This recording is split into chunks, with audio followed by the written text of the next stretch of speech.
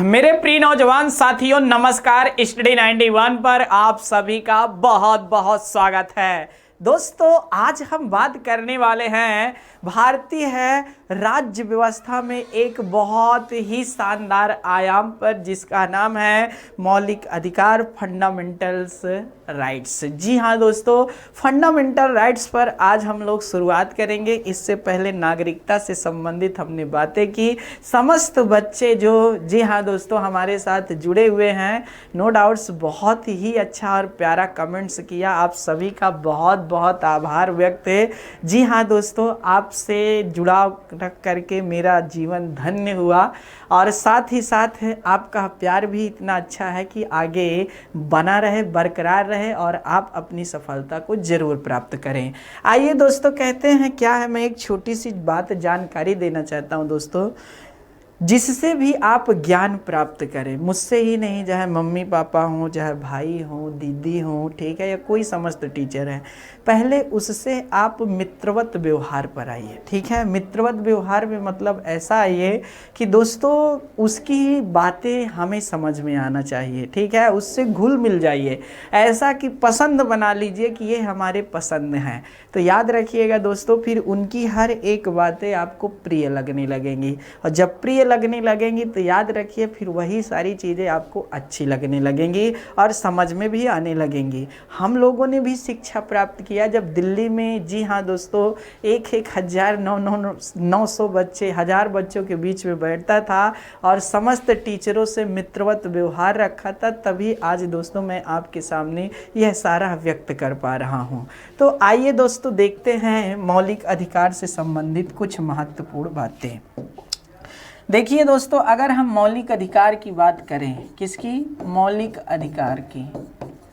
मौलिक अधिकार, मौलिक अधिकार को इंग्लिश में आपको पता होना चाहिए फंडामेंटल राइट्स कहा जाता है। क्या कहा जाता है? फंडामेंटल, ठीक है, राइट्स कहा जाता है, याद रखिएगा। अब जो ये फंडामेंटल राइट्स है, अच्छा, नागरिकता को सिटीजनशिप कहा जाता है, मतलब सिटीजन कहा जाता है, और नागरिकता संबंधी जो प्रावधान है दोस्तों, तो सिटीजन याद रखिएगा नहीं। तो यहाँ पर फंडामेंटल राइट्स का जो बात है दोस्तों, पहले तो ये जानना चाहिए कि आखिर मौलिक अधिकार क्या हैं। जी हाँ दोस्तों, और मौलिक अधिकार और प्राकृतिक अधिकार में अंतर क्या है? तो अधिकार दो प्रकार के होते हैं। एक प्राकृतिक अधिकार होता है, कैसा? प्राकृतिक अधिकार होता है, और दोस्तों दूसरा होता है मानव अधिकार, मतलब मौलिक अधिकार। ठीक है, मौलिक अधिकार। अब देखिए दोस्तों, प्राकृतिक अधिकार को ही क्या कहा जाता है? इसको आपको पता होना चाहिए दोस्तों, इसको कहा जाता है, जी हाँ दोस्तों, मानव अधिकार। इसको क्या कहा जाता है? मानव अधिकार कहा जाता है। तो इस पर भी बातें हम कर लेते हैं, तो थोड़ा सा देखिएगा, शानदार बातें। तो एक हो गया मानव अधिकार, दूसरा हो गया मौलिक अधिकार।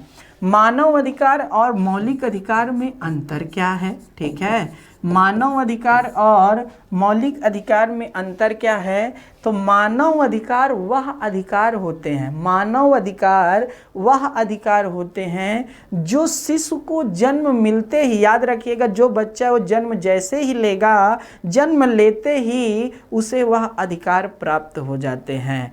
मौलिक अधिकार और मानव अधिकार में यह सबसे बड़ा अंतर है कि मानव अधिकार वह अधिकार होते हैं जो बच्चे को जन्म लेते ही प्राप्त हो जाते हैं और यह किसी भी सीमा से बंधे नहीं होते हैं। याद रखिएगा, किसी भी देश की सीमा से बंधे नहीं होते हैं। इसलिए जी हाँ दोस्तों, और मानव अधिकार के बचाव के लिए अंतर्राष्ट्रीय स्तर पर जो संयुक्त राष्ट्र संघ है, उसी में एक है दोस्तों, जी हाँ दोस्तों, अंतर्राष्ट्रीय मानवाधिकार आयोग। आपने नाम सुना होगा। वह अंतर्राष्ट्रीय स्तर पर मानवों के अधिकार पर क्या करता है दोस्तों? बल देता है। ठीक है, याद रखिएगा। आगे क्या बातें हैं दोस्तों? मौलिक अधिकार। मौलिक अधिकार वह अधिकार होते हैं, मौलिक अधिकार वह अधिकार होते हैं जो क्या होता है दोस्तों, देशों की सीमा से बंधे होते हैं। हर देश के मौलिक अधिकार एक हो यह कहीं नहीं लिखा है दोस्तों। जी हाँ दोस्तों, लेकिन आपको बता दें हर देश के मौलिक अधिकार अलग अलग होते हैं। अब आप कहोगे सर मौलिक अधिकार होते क्या होते हैं दोस्तों? तो मौलिक अधिकार, जी हाँ दोस्तों, संविधान द्वारा प्रदत्त ऐसे अधिकार, संविधान द्वारा प्रदत्त ऐसे अधिकार जो देश में रह रहे नागरिकों को प्राप्त होते हैं दोस्तों, उन्हीं को कहा जाता है मौलिक अधिकार। अब ये नहीं जरूरी है कि समस्त मौलिक अधिकार सिर्फ नागरिकों को प्राप्त हो, ऐसा नहीं है। हमारे यहाँ के कुछ नागरिक अधिकार, जी हाँ, जो मौलिक अधिकार की श्रेणी में आते हैं वह क्या है, विदेशियों को भी प्राप्त हैं दोस्तों। ठीक है, तो इस तरह आपको देखना चाहिए। तो यहाँ से फिर लिखिए मौलिक अधिकार की परिभाषा। मौलिक अधिकार की परिभाषा देखिए दोस्तों, संविधान द्वारा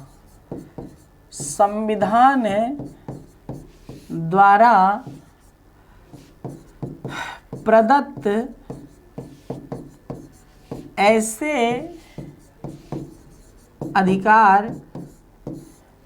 अधिकार जो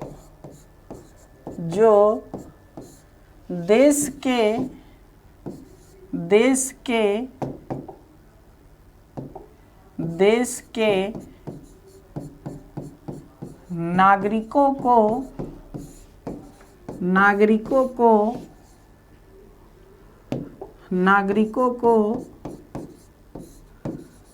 प्राप्त होते हैं उन्हें मौलिक अधिकार कहा जाता है। उन्हें मौलिक अधिकार कहा जाता है। ठीक है, संविधान द्वारा प्रदत्त ऐसे अधिकार जो देश के नागरिकों को प्राप्त होते हैं उन्हें मौलिक अधिकार कहा जाता है। ठीक है दोस्तों, आगे देखिए दोस्तों, अपने आप में बहुत महत्वपूर्ण है। ठीक है, महत्वपूर्ण क्या है दोस्तों, अपने आप में क्या बात है शानदार। मौलिक अधिकार हम लोग पढ़ रहे हैं और मौलिक अधिकार पर जो बातें हो रही हैं दोस्तों उनको ध्यान से देखते रहिएगा। मौलिक अधिकार, जी हाँ दोस्तों, हमने जो लिया है वह याद रखने वाली बातें हैं। संयुक्त राज्य अमेरिका के संविधान से लिया है। संयुक्त राज्य अमेरिका के संविधान से लिया है। जी हाँ दोस्तों, अब देखिए दोस्तों, जो मौलिक अधिकार का उल्लेख है, मौलिक अधिकार का उल्लेख, ठीक है, मौलिक अधिकार का उल्लेख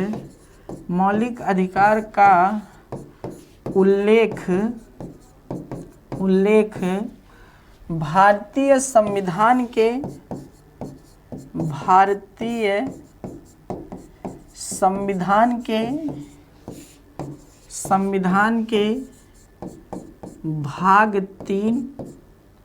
भाग 3 और अनुच्छेद 12 से 35 के मध्य में दिया गया है।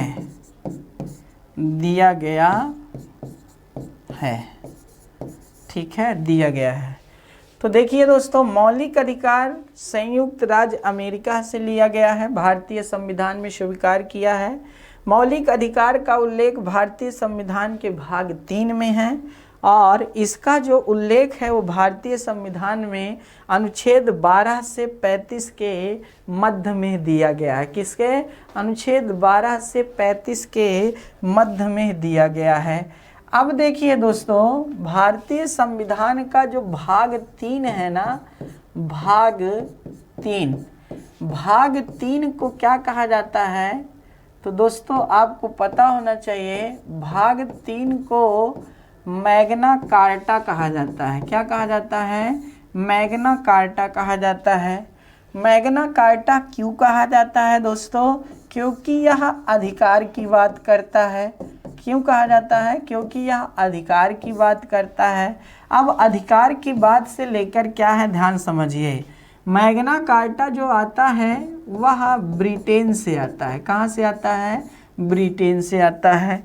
जब किसी के अधिकार की बात होती है तब उसे मैग्ना कार्टा की संज्ञा दी जाती है। जब किसी के अधिकार की बात होती है तो उसे मैग्ना कार्टा कहा जाता है। क्या कहा जाता है? मैग्ना कार्टा कहा जाता है। तो कहाँ से लिया गया है? ब्रिटेन से। अब देखिए दोस्तों, 1215 ईस्वी में, ठीक है, 1215 ईस्वी में जो ब्रिटेन के राजा ने क्या किया था दोस्तों, ब्रिटेन की जनता को, ठीक है, किसे? ब्रिटेन की जनता को, ठीक है, किसको? जनता को एक अधिकार पत्र दिया था, उसे ही क्या कहा गया था? मैग्ना कार्टा कहा गया था। तो इसी तरह जब भी क्या होता है दोस्तों, किसी के अधिकार को लेकर के बातें आती हैं तो उसे मैग्ना कार्टा की संज्ञा दी जाती है। उसे किसकी संज्ञा दी जाती है? मैग्ना कार्टा की संज्ञा दी जाती है। तो यहाँ से भी बातें आप समझ सकते हैं। अपने आप में बहुत शानदार है। अपने आप में क्या है दोस्तों? बहुत शानदार है। तो इसको भी ज़रूर देखिएगा, ये बहुत ही इम्पॉर्टेंट है। ठीक है, आगे चलें, आगे बातें करते हैं और बहुत शानदार बातें करते हैं। क्या है महत्वपूर्ण, देखिए आने वाले दिनों में, आने वाले दिनों में जो बहुत महत्वपूर्ण है वह यह है कि आपको नहीं, जो मैग्ना कार्टा आपका मौलिक अधिकार है, तो मौलिक अधिकार ऐसे कौन कौन से मौलिक अधिकार हैं जो आपको प्राप्त हैं? तो दोस्तों इसको भी लेकर के पूछा जाता है। लेकिन आपको पता होना चाहिए जो हमारे मौलिक अधिकार हैं, जो हमारे क्या हैं, मौलिक अधिकार हैं, मौलिक अधिकार की प्रकृति कैसी है? जी हाँ दोस्तों, प्रकृति कैसी है, नेचर कैसा है, तो ये बातें भी आपको समझना चाहिए। तो जो हमारे मौलिक अधिकार की प्रकृति है, नेचर है, वह निषेधात्मक है। कैसे है?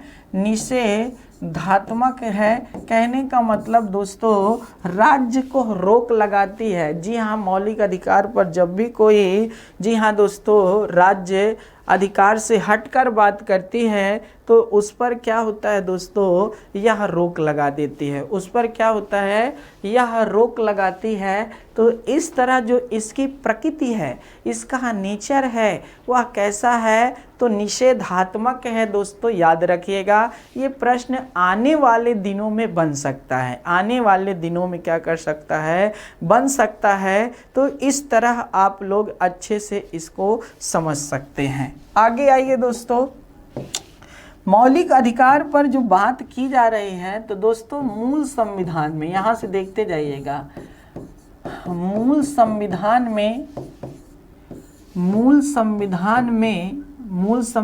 में कुल 7 मौलिक अधिकारों का उल्लेख था। कितना? 7 मौलिक अधिकारों का उल्लेख था। मौलिक अधिकारों का उल्लेख था। 7 मौलिक अधिकारों का क्या था दोस्तों? उल्लेख था। ये 7 मौलिक अधिकार क्या हैं? उल्लेख था। 7 मौलिक अधिकार कौन कौन से हैं?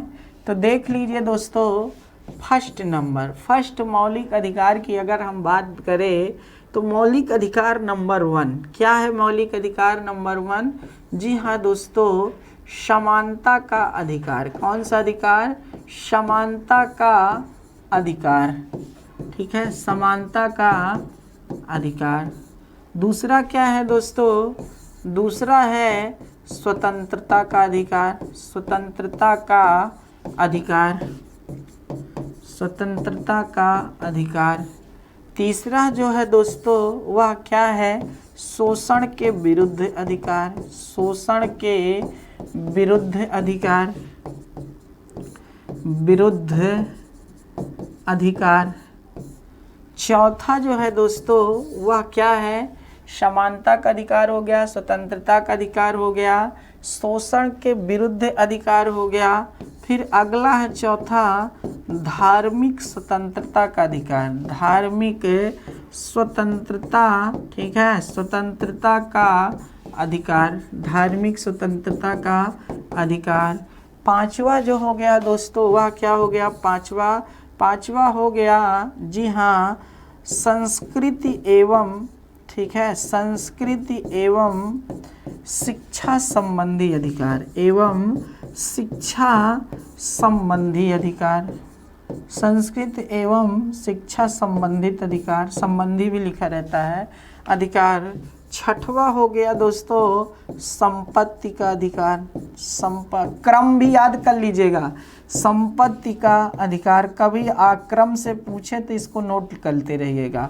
और सातवां हो गया संवैधानिक उपचारों का अधिकार, क्या, संवैधानिक उपचारों का अधिकार, उपचारों का अधिकार, ठीक है, अधिकार, ये याद रखिएगा दोस्तों।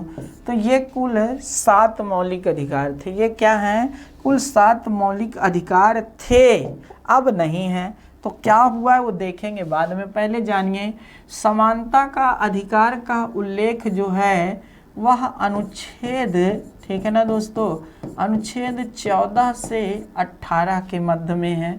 स्वतंत्रता का अधिकार का उल्लेख जो है वह आपको पता होना चाहिए, अनुच्छेद, जी हाँ दोस्तों, अनुच्छेद लिखते जाइएगा, अनुच्छेद 19 से 22 के मध्य में है।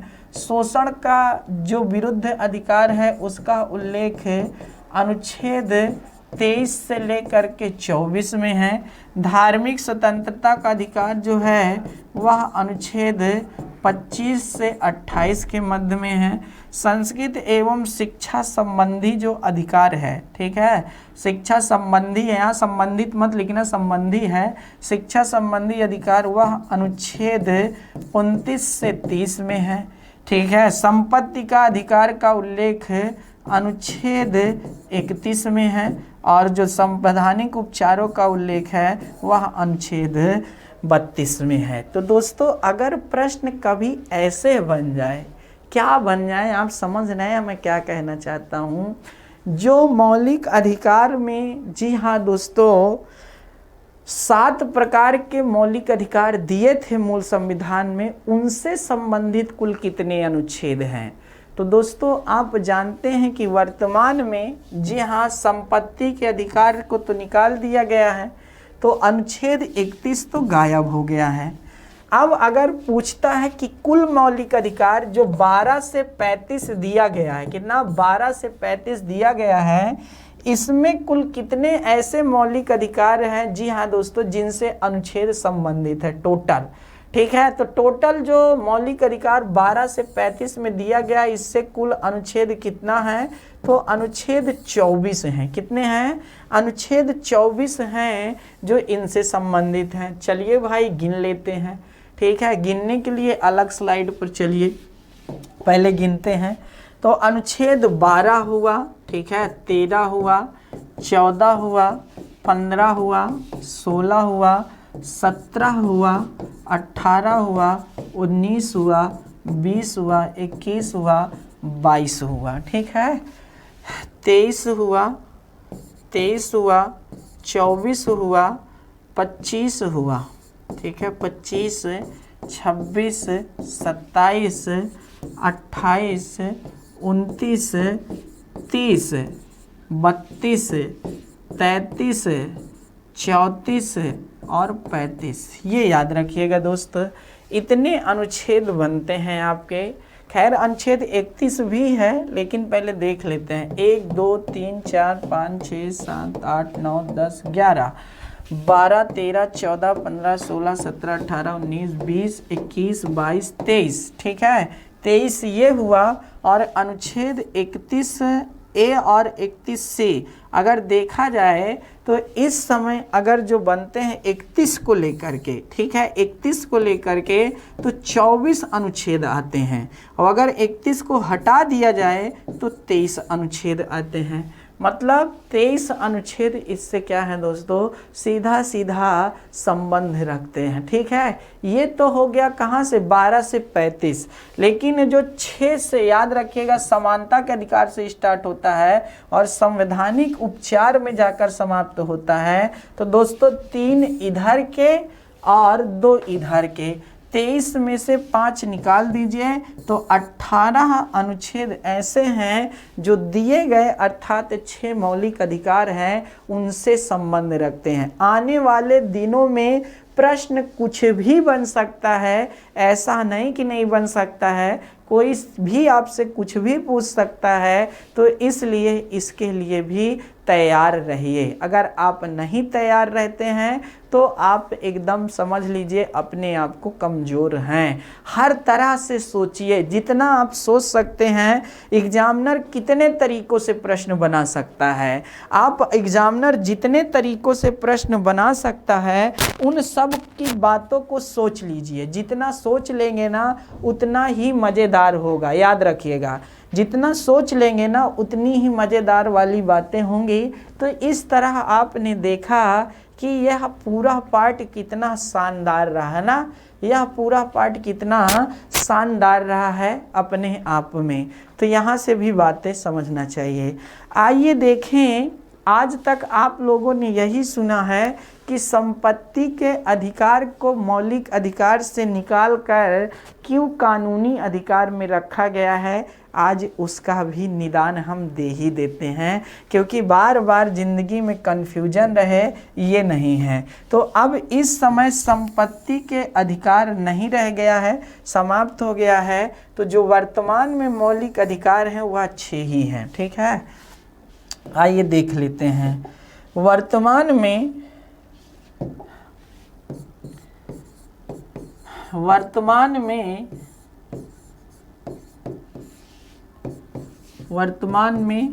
कुल 6 मौलिक अधिकार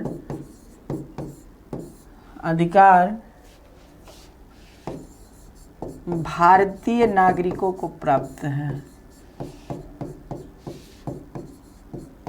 नागरिकों को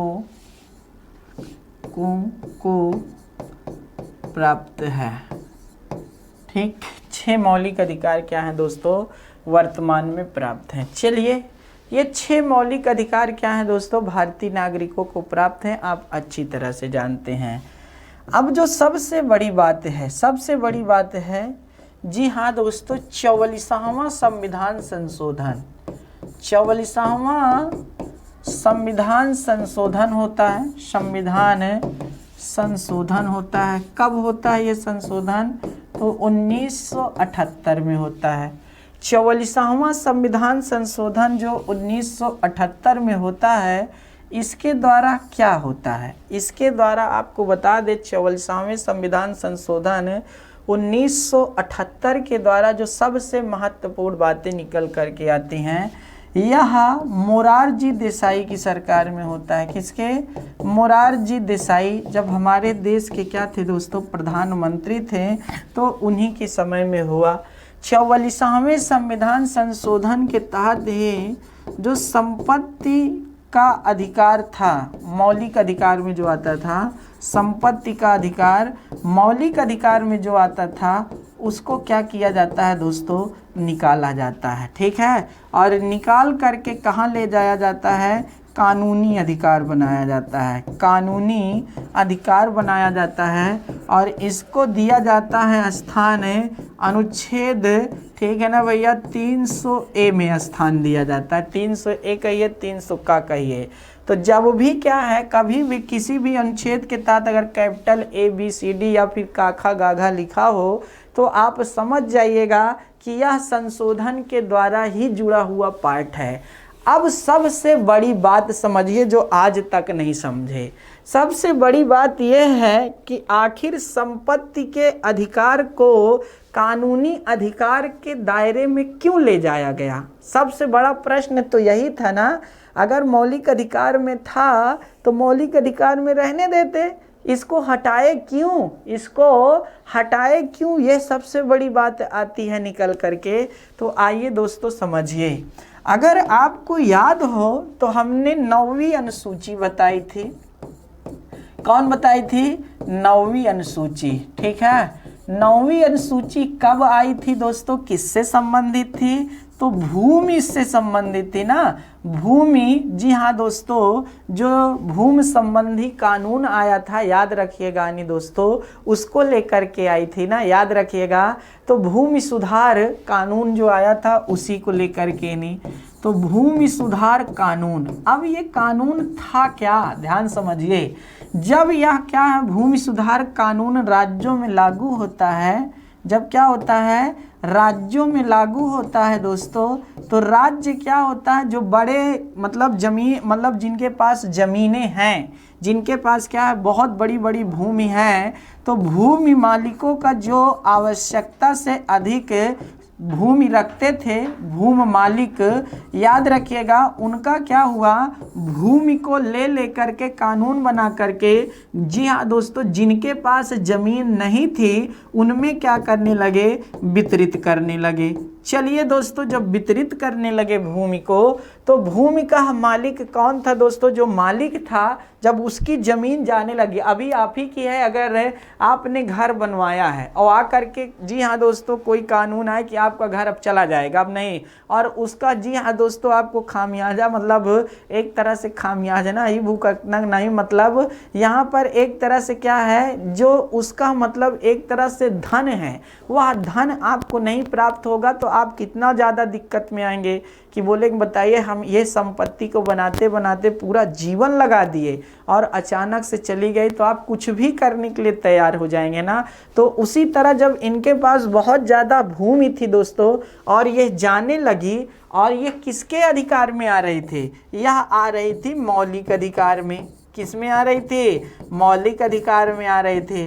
और जब मौलिक अधिकार में आ रही थी, तो दोस्तों मौलिक अधिकार एक ऐसा अधिकार है जो नागरिकों को प्राप्त होता है, और नागरिकों को प्राप्त होता है, ये मूल संविधान में दिया हुआ है। तो इस तरह में क्या हुआ, जी हाँ दोस्तों, अधिक भूमि रखना एक मौलिक अधिकार था, संपत्ति का अधिकार। तब क्या हुआ, सब लोग न्यायालय का दरवाजा खटखटाने लगे।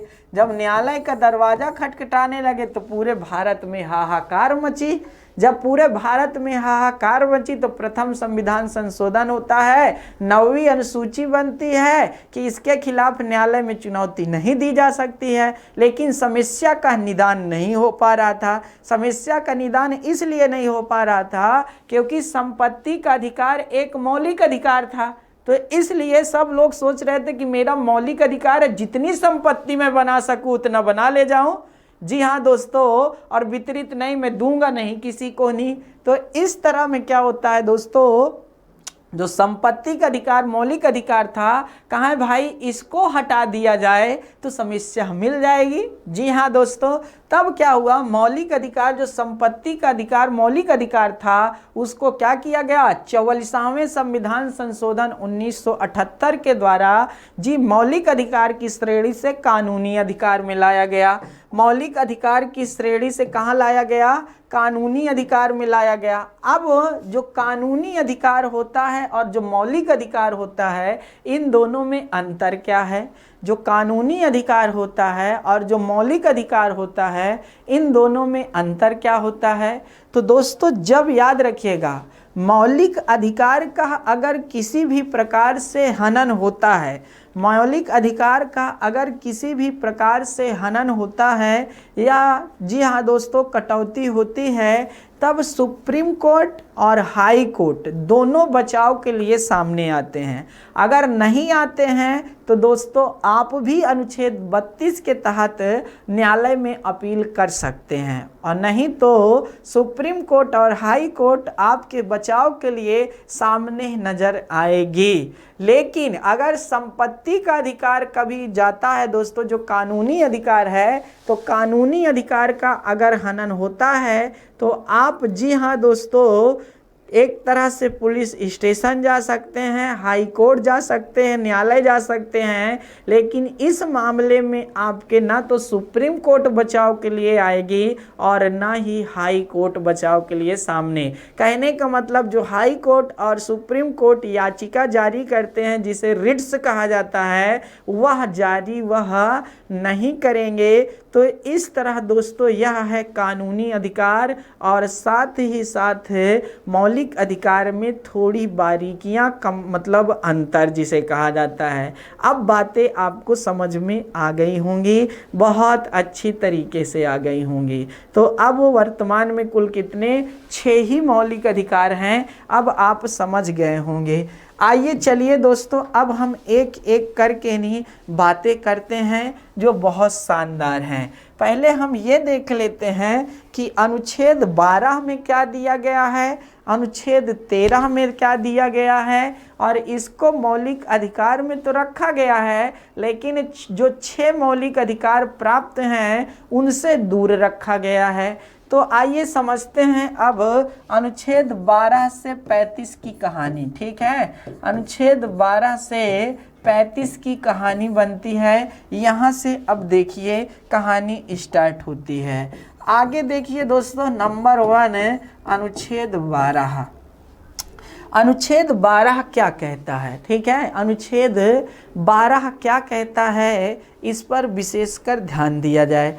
अनुच्छेद 12 में साफ साफ इस बात का उल्लेख है कि दोस्तों आपको पता होना चाहिए, अनुच्छेद 12 राज्य शब्द को परिभाषित करता है। किसको?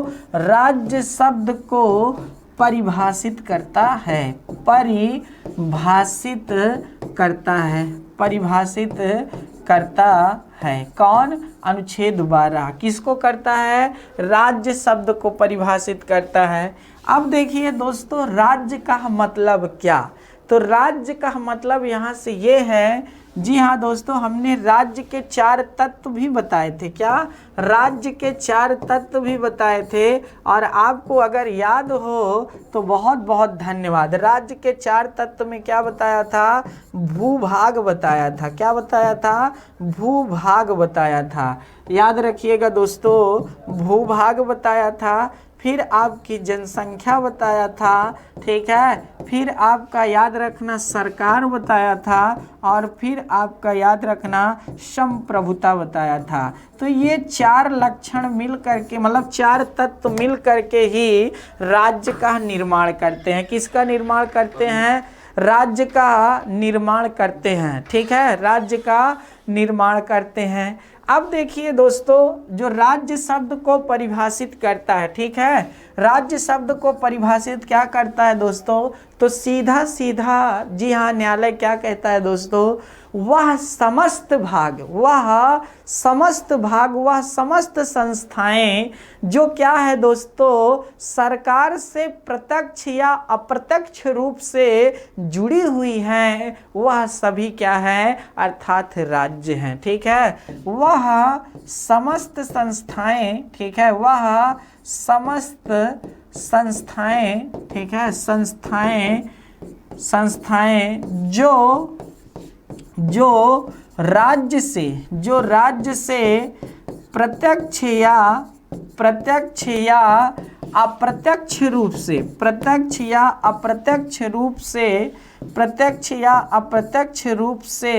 ठीक है, अप्रत्यक्ष रूप से सीधे सीधे जुड़ी हैं। ठीक है, सीधे सीधे रूप से या फिर ऐसे ही क्या है, जुड़ी हैं, वह सब आपकी क्या है दोस्तों? राज्य हैं। वह सब क्या हैं? आपकी राज्य हैं। तो यहाँ से भी बातें आप समझ सकते हैं कि आखिर राज्य क्या होता है। अब जितनी भी संस्थाएं हैं, आप जानते हैं कि आप किसी न किसी रूप से सरकार से जुड़ी ही हैं, तो सब क्या हो जाती हैं दोस्तों? राज्य के भाग में आ जाती हैं। इस तरह आप देख सकते हैं। तो भारतीय संविधान का अनुच्छेद 12 किसको परिभाषित करता है? राज्य शब्द को परिभाषित करता है। किसको परिभाषित करता है? राज्य शब्द को परिभाषित करता है। तो यहाँ से भी बातें आप देख सकते हैं। ठीक है दोस्तों, आगे चलते हैं। आगे की कहानी और बहुत मज़ेदार है। आगे की कहानी क्या मज़ेदार है? अनुच्छेद 13। ठीक है, अनुच्छेद 13 में क्या है दोस्तों, आपको पता होना चाहिए। अनुच्छेद 13 के तहत जो न्यायालय है उसको न्यायिक, ठीक है, न्यायिक समीक्षा करने की शक्ति मिली है। न्यायिक समीक्षा बोल दो या परीक्षण बोल दो या फिर पुनरावलोकन बोल दो। ठीक है, पुनरावलोकन है बोल दीजिए, ये शब्द एक ही है। जी हाँ दोस्तों, तो न्यायिक समीक्षा करने का क्या है? अधिकार मिला है। अब देखने वाली बातें हैं, जो अनुच्छेद 13 में क्या है, न्यायिक पुनरावलोकन की शक्ति दी गई है, वह क्या है, उसमें किस बात का उल्लेख है, इन सारी बातों पर क्या होती है दोस्तों, एक एक करके चर्चा होती है। ठीक है, एक एक करके नहीं चर्चा होती है, आपको समझना चाहिए था। तो कहने का मतलब ये है कि जो मूल अधिकारों में असंगत या उनका अल्पीकरण करने की विधि जो होती है दोस्तों, वह शून्य होती है। ये न्यायिक समीक्षा योग्य होता है। जी हाँ दोस्तों, अनुच्छेद 32 के तहत भी, अनुच्छेद 226 के तहत भी यही, जी हाँ दोस्तों, बातें की गई हैं। अब देखिए दोस्तों, जो बहुत महत्वपूर्ण बात, अनुच्छेद 13 और क्या कहता है? अनुच्छेद 13 में साफ साफ ये बात लिखी है कि दोस्तों, जो हमारा संविधान बना, संविधान जब बना, कब बना दोस्तों? संविधान बनकर तैयार होता है 26 नवंबर 1949 को। लागू कब होता है? 26 जनवरी 1950 को। तो आंशिक रूप से लागू होता है 26 नवंबर 1949 को, लेकिन जो पूर्ण रूप से लागू होता है वो 26 जनवरी 1950 को। तो मेन है 26 जनवरी 1950। अब देखिए दोस्तों, कहानी कितनी सुंदर है। कहानी इतनी सुंदर है कि आप सच में देख के ना एकदम मज़ा आ जाएगा आपको। क्या है मज़ा आने वाली बात? न्यायिक समीक्षा। जी हाँ दोस्तों, यहाँ ध्यान दीजिएगा। 26 जनवरी 1950 से पहले जितने भी कानून, आखिर हमारे यहाँ पहले भी तो कानून थे। जी हाँ दोस्तों, भारत शासन अधिनियम 1935 अगर आपको याद हो तो पूरे संविधान का एक बहुत बड़ा आधार है भारत शासन अधिनियम 1935। क्या? भारत शासन अधिनियम 1935। तो आपको पता होना चाहिए, जो 26 जनवरी 1950 है, वो 26 जनवरी 1950 से पहले जितने भी कानून बने थे, ठीक है, और जो अभी लागू हैं, ठीक है, जितने कानून हैं, ठीक है, उन कानूनों की, और जो बाद के कानून हैं, जो बाद के कानून हैं जो अभी बने हुए हैं, ठीक है, कब? 26 जनवरी 1950 के बाद, इन दोनों कानूनों की, जी हाँ दोस्तों, जांच करना, ठीक है, याद रखना, पुनरावलोकन करना, ये सारी शक्ति किसको प्राप्त है दोस्तों? यह सारी शक्ति न्यायालय को प्राप्त है। किसको प्राप्त है? न्यायालय को प्राप्त है। याद रखिएगा दोस्तों, यह सारी शक्ति किसको प्राप्त है? न्यायालय को प्राप्त है। और अगर याद रखिएगा, इस न्यायिक समीक्षा करते समय सुप्रीम कोर्ट या फिर हाई कोर्ट, जी हाँ दोस्तों, कानून को अगर गलत पाती है, वह कानून जो गलत हैं, ठीक है, चाहे बाद पहले के कानून हो या फिर बाद के कानून हो, अगर गलत पाती है तो दोनों को क्या कर सकती है दोस्तों? विधि शून्य घोषित कर सकती है। कहने का मतलब समाप्त कर सकती है। ठीक है, कहने का मतलब समाप्त कर सकती है। तो यहाँ से भी प्रश्न आपको देखने को मिलते हैं। यहाँ से भी क्या है, आपको प्रश्न देखने को मिलते हैं। तो इसको भी जरूर से जरूर देखिएगा। कई बार यहाँ से प्रश्न पूछा जाता है, कई बार। जी हाँ दोस्तों, कई बार यहाँ से प्रश्न पूछे जाते हैं, तो इनको ध्यान दीजिएगा। साथ ही साथ अगर एक बात और हम आपको बता देना, तो आप सच में कहेंगे सर मज़ा आ गया। क्या मज़ा आया है दोस्तों, याद रखिएगा। आपको हम ये बताने जा रहे हैं कि जो हमारा अनुच्छेद 13 है ना, याद रखिएगा, अनुच्छेद 13 भारत के संविधान का एकमात्र ऐसा अनुच्छेद है, भारतीय संविधान का एकमात्र ऐसा अनुच्छेद है जो विधि शब्द को परिभाषित करता है। किसको? विधि शब्द को परिभाषित करता है, विधि शब्द को परिभाषित करता है, विधि शब्द को परिभाषित करता है, परिभाषित करता है। अब देखिए दोस्तों, विधि शब्द को परिभाषित करता है। विधि शब्द का मतलब यहाँ पर क्या है? विधि शब्द का मतलब यहाँ कानून से है। अब हम ऐसा क्या, जी हाँ दोस्तों, कहें, किसे कानून माने, ये सारी बातें भी तो निकल के आती हैं। तो सरकार के द्वारा, जी हाँ दोस्तों, सरकार के द्वारा या फिर संसद के द्वारा जितने भी दोस्तों क्या होते हैं, चार्टर आते हैं, जितने भी अधिनियम आते हैं, जितने भी विधेयक आते हैं, जितने भी प्रस्ताव आते हैं, जितने भी अध्यादेश आते हैं, जितने भी नियम रूल आते हैं, वह सब क्या है? विधि है, कानून है। वह सब क्या है दोस्तों? विधि है, कानून है। तो इस तरह दोस्तों संसद द्वारा बनाए गए जितने भी नियम रूल हैं वह सब कानून है। राष्ट्रपति द्वारा जितने भी दोस्तों दस्तावेज या फिर अध्यादेश जारी किए जाते हैं वह सब कानून है, और वही हैं आपके विधि शब्द। वही शब्द क्या है दोस्तों? विधि शब्द हैं। तो इस तरह की बातें भी आप यहाँ से समझ सकते हैं। इस तरह की बातें क्या है, यहाँ से समझ सकते हैं। बेटा 1 मिनट दो, पानी पी लें, तो फिर हम स्टार्ट करते हैं आगे की कहानी अनुच्छेद 14 की अपने हैं जी मधुर वाणी से। ठीक है, तो दोस्तों टेंशन ना लीजिए, थोड़ा सा फिर आप भी पानी पिएंगे। चलिए थोड़ा थोड़ा ना ये लीजिए, ये ठीक है। धन्यवाद दोस्तों, ठीक है।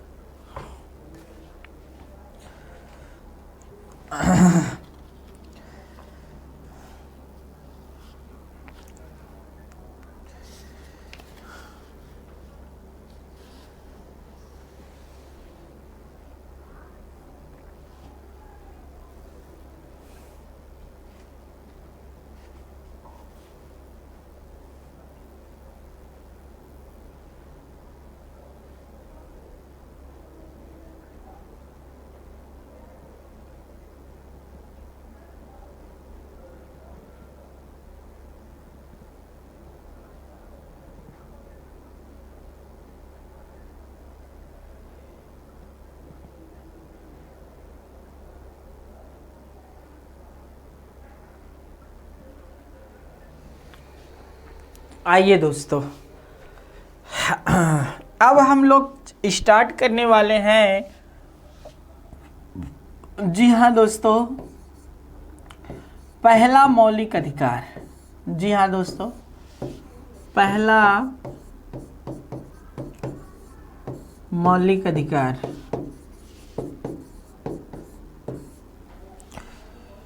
पहला मौलिक अधिकार क्या है? तो पहला मौलिक अधिकार है, आपको पता होना चाहिए दोस्तों, जिसका नाम है समानता का अधिकार। समानता का अधिकार। समानता के अधिकार का उल्लेख कहाँ से कहाँ तक है? तो अनुच्छेद 14 से लेकर 18 के बीच में। कहाँ से? 14 से 18 से बीच में। जी हाँ दोस्तों, यह उन सभी बातों को भगाता है, दूर करता है जो क्या होता है देश के विकास में बाधा उत्पन्न करते हैं। तो उन्मूलन से संबंधित है, याद रखिएगा, उन्मूलन से संबंधित है, यहाँ से बात करिएगा। जी हाँ, जो जाति, धर्म, वंश, लिंग, ठीक है, साथ ही साथ नौकरी, याद रखिएगा दोस्तों, विधि, कानून, छुआछूत, इन सब को क्या करता है दोस्तों, भगाने की बात करता है हमारा क्या, पहला मौलिक अधिकार, जिसका नाम है समानता का अधिकार, जिसका नाम है क्या, समानता का अधिकार। तो यहाँ से भी बातें आप समझ सकते हैं, यहाँ से भी बातें आप क्या समझ सकते हैं। तो आइए दोस्तों, अब हम बात करेंगे अनुच्छेद 14 से संबंधित बातें। क्या अनुच्छेद 14 क्या कहता है हमारा अनुच्छेद 14, याद रखिएगा। अनुच्छेद 14 में बहुत अच्छी बातें की गई हैं। क्या की गई हैं दोस्तों, अनुच्छेद 14 में याद रखिएगा दोस्तों, 2 बातों का उल्लेख है। कितने? 2 बातों का उल्लेख है, याद रखिएगा दोस्तों। अब ये 2 बातें क्या है? पहली बात कहता है विधि के समक्ष समानता की, ठीक है, विधि के समक्ष समानता, ठीक है, विधि के समक्ष समानता की बात करता है, ठीक है। और दूसरी बात करता है विधि के समक्ष समान संरक्षण की नहीं। दूसरा बात करता है विधि के, ठीक है, विधि के समक्ष, जी हाँ दोस्तों, संरक्षण की, ठीक है, समान संरक्षण है, यहाँ याद रखिएगा, समान संरक्षण की बात करता है। तो विधि के समक्ष समानता और विधि के समक्ष समान संरक्षण, तो समान भी लगा दीजिएगा अगर मैं बोला हूँ, याद रखिएगा, समान संरक्षण। अब देखिए दोस्तों, विधि के समक्ष सभी समान हैं, ठीक है, तो विधियों के समान संरक्षण की बातें हैं। दूसरा कह रहा है विधि के समक्ष संरक्षण। अब देखिए दोस्तों, ये जो अधिकार है वह नागरिकों के साथ भी लागू होता है, नागरिकों को भी, और जो विदेशी भाई लोग होते हैं उनके साथ भी। तो विदेशियों और नागरिकों को यह दोनों को प्राप्त है, विदेशी और नागरिकों यह दोनों को प्राप्त है। यहाँ से बातें आप समझ सकते हैं, यहाँ से बातें क्या कर सकते हैं, आप समझ सकते हैं। तो विधि के समक्ष समानता, विधियों के समक्ष, जी हाँ दोस्तों, संरक्षण, समान संरक्षण।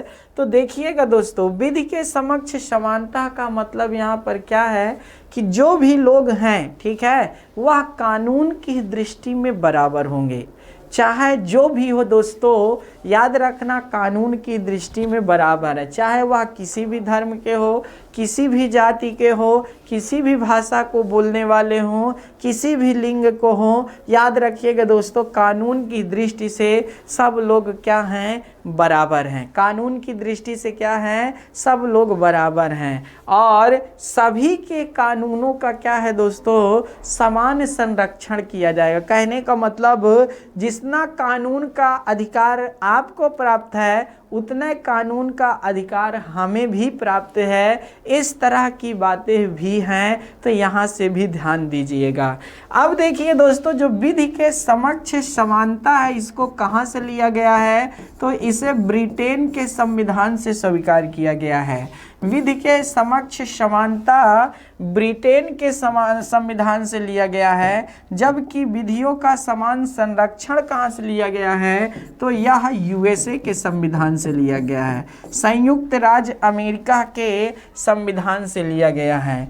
दोस्तों, एक बहुत बड़े थिंकर हुआ करते थे जिनका नाम है डायसी, जिनका नाम क्या है दोस्तों, डायसी, और डायसी ने ही रूल ऑफ द लॉ, ठीक है, रूल ऑफ द ला का कॉन्सेप्ट दिया था, याद रखिएगा। जी हाँ दोस्तों, तो यहाँ से भी प्रश्न अगर पूछता है तो इसको बहुत आसानी से इसका आंसर दे करके आप अपना बचाव कर सकते हैं। जी हाँ दोस्तों, अगर आपके पास हर एक प्रश्नों का, मैं वादा करता हूँ कि पूरी पॉलिटी जितना मैं पढ़ाऊँगा एक भी प्रश्न बाहर नहीं जाएगा, ये मुझसे आप वादा ले लीजिए। लेकिन बस जितनी बातें बताऊंगा उनको ध्यान से सुनिएगा, कॉन्सेप्ट को क्लियर रखिएगा।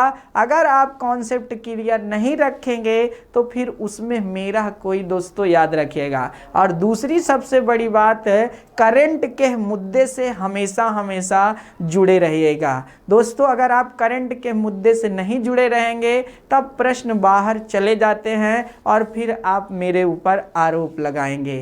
तो यहाँ से थोड़ा सा समझने वाली बातें हैं, इनको भी देखिए। आगे आइए दोस्तों, अनुच्छेद 15 पर बातें करते हैं। अनुच्छेद 15 क्या कहता है? अनुच्छेद 15 आपके सामने बहुत शानदार है। अच्छा, हम पढ़ क्या रहे हैं? समानता का अधिकार। हम लोग क्या पढ़ रहे हैं? समानता का अधिकार पढ़ रहे हैं। समानता का अधिकार का उल्लेख कहाँ तक है दोस्तों? तो हमने बताया कि 14 से 18 तक में है। अब 14 से 18 कुल कितने अनुच्छेद संबंधित है समानता के अधिकार के? तो कुछ लोग बहुत पढ़ाकू महाराज होते बोलेंगे 14 4 18 4 अनुच्छेद संबंधित हैं। जैसे ही ऐसे बोले वैसे ही क्या हुआ, गलत हो गया। यहाँ पर 5 अनुच्छेद संबंधित। कितने? 5, क्योंकि आपका 14 भी है और इधर 18 भी है और बीच में 15 16 17 भी तो है। तो कुछ अर्थात 5 अनुच्छेद इससे क्या है दोस्तों, संबंधित है। देखिए अनुच्छेद 15 क्या कहता है। अनुच्छेद 15 5 आधार की बात करता है। कितने? 5 आधार की बात करता है। अब ये 5 आधार कौन कौन से हैं? सबसे बड़ी बात तो यहाँ से निकल के आती है कि आखिर ये 5 आधार हैं कौन कौन से। तो दोस्तों जो ये 5 आधार हैं, जी हाँ दोस्तों, ये है धर्म, ठीक है, धर्म। दूसरा क्या है? जाति। तीसरा क्या है दोस्तों? लिंग, ठीक है। चौथा क्या है दोस्तों? वंश। और 5वां जो है वह है जन्म स्थान। जन्म स्थान, ये 5 आधार हैं, ठीक है। इन 5 आधारों पर याद रखिएगा, कभी पूछे तो इसका भी आंसर आपके पास होना चाहिए। इन 5 आधारों पर देश में किसी भी प्रकार का भेदभाव नहीं किया जाएगा। भेदभाव नहीं किया जाएगा, याद रखिएगा दोस्तों, किसी भी नागरिक के साथ, किसी भी नागरिक के साथ, याद रखिएगा, यह सिर्फ नागरिक को अधिकार प्राप्त है, ठीक है। भेदभाव नहीं किया जाएगा किसी भी नागरिक के साथ, आप जानते हैं दोस्तों। तो धर्म के आधार पर, जाति के आधार पर, लिंग के आधार पर, वंश के आधार पर, जन्म स्थान के आधार पर किसी भी प्रकार का भेदभाव नहीं किया जाएगा। अब धर्म पर आइए दोस्तों। भारत में आप जानते हैं अनेकों धर्म के लोग रहते हैं, चाहे हिंदू धर्म, जैन, बौद्ध, सिख, ईसाई, पारसी है या फिर इस्लामिक धर्म के लोग ही क्यों ना हो दोस्तों, किसी भी प्रकार के इनके साथ भेदभाव नहीं किया जाएगा। भारत में आप जानते हैं बहुत सारी जातियां रहती हैं। पहली बात तो आप जानते हैं कि दोस्तों ऋग्वेद के, जी हाँ दोस्तों, आपका जो मंडल है जिसमें 4 वर्णों की बातें की गई है। किसकी? 4 वर्णों की बातें की गई हैं। याद रखिएगा ये 4 वर्ण कौन कौन से हैं? ब्राह्मण भाई लोग हैं, फिर आपके क्षत्रिय वंशज हैं, और फिर दोस्तों वैश्य हैं और शूद्र हैं। अब आप जानते हैं कि ब्राह्मण के अंदर बहुत सारी जातियां हैं, क्षत्रिय के अंदर बहुत सारी जातियां हैं, वैश्य के अंदर बहुत सारी जातियां हैं, शूद्र के अंदर बहुत जातियां हैं। तो इन जातियों को भी क्या है दोस्तों, याद रखना, किसी भी आधार बनाकर भेदभाव नहीं किया जाएगा। क्योंकि आपको पता होगा कि जो ऋग्वेद में बातें की गई हैं ये कि ब्राह्मण जो है ब्रह्मा के मुख से उत्पत्ति हुई है, क्षत्रियों की उत्पत्ति भुजा से हुई है, और साथ ही साथ वैश्यों की उत्पत्ति जंघा से हुई है, शूद्र की उत्पत्ति जो है दोस्तों पैरों से हुई है। तो इस तरह दोस्तों जब ऐसी भावनाएं समाज में निकल करके आती है ना, तो क्या होता है, ऊंच नीच की भावनाएं जागृत होती हैं, जिसके आधार पर आज आप जानते हो कि जाति जाति और धर्म धर्म को लेकर के बहुत सारे क्या है विवाद सामने आए हैं। ठीक है दोस्तों, फिर अगला है लिंग। लिंग के आधार पर आज हमारे देश का जो विकास कहीं ना कहीं रुका है, तो उसमें लिंग एक बहुत बड़ा आधार है। क्या दोस्तों, लिंग एक बहुत बड़ा आधार है। तो लिंग के आधार पर भी क्या है दोस्तों, कई बार भेदभाव देखे गए हैं। आज भी आप जानते हैं कि हमारे यहाँ जो बहन बेटियां हैं उनको घर तक ही अभी भी बहुत सारे लोग सीमित रखते हैं। जी हाँ दोस्तों, जो कि समाज बदल रहा है, लेकिन आज भी क्या है, अभी भी कई गांव हैं ऐसे जहां पर हरियाणा में, राजस्थान में आप चले जाइए तो बहन बेटियों को अभी भी अधिकतर लोग घर तक ही सीमित रखे हैं। जी हाँ दोस्तों, मैं सिर्फ उन्हीं राज्यों की बात नहीं करता हूँ, आप दक्षिण भारत में भी चले जाइए, आप मध्य प्रदेश जैसे राज्यों में भी चले जाइए, तो वहां पर भी, उत्तर प्रदेश में, हर राज्य में यह स्थिति ज्यादातर बनी हुई है। कुछ राज्यों को अगर छोड़ दिया जाए तो, लेकिन ज्यादातर यही देखने की। तो कहने का मतलब लिंग भेदभाव भी बहुत बड़ा क्या है दोस्तों, देश को पीछे ले जाने का कारण है। तो इस आधार पर भी भेदभाव नहीं किया जाएगा। आप किस वंश से बिलोंग करते हैं? जी हाँ दोस्तों, चौहान वंश के हैं, ठीक है, कि मुगल वंश के हैं, कि ऐबक वंश के हैं, आप जिसकी भी वंश के हैं, या मैं जिस वंश का हूँ, याद रखिएगा दोस्तों, उसके साथ भी क्या है दोस्तों, भेदभाव नहीं होना चाहिए। साथ ही साथ जन्म स्थान, आपका जन्म कहाँ हुआ है? उत्तर प्रदेश में हुआ, बिहार में हुआ है, पटना में हुआ है, बिहार में हुआ, राजस्थान में, गुजरात, महाराष्ट्र, उत्तराखंड, हिमाचल प्रदेश, पंजाब, हरियाणा, जम्मू कश्मीर। जी हाँ दोस्तों, भारत के किसी भी कोने में हुआ है, उसके साथ भेदभाव नहीं होना चाहिए, भेदभाव नहीं होना चाहिए। दोस्तों हम आपको बता दें, आपको बताते हुए मुझे, जी हाँ दोस्तों, थोड़ा सा अच्छा लग रहा है। क्या अच्छा लग रहा है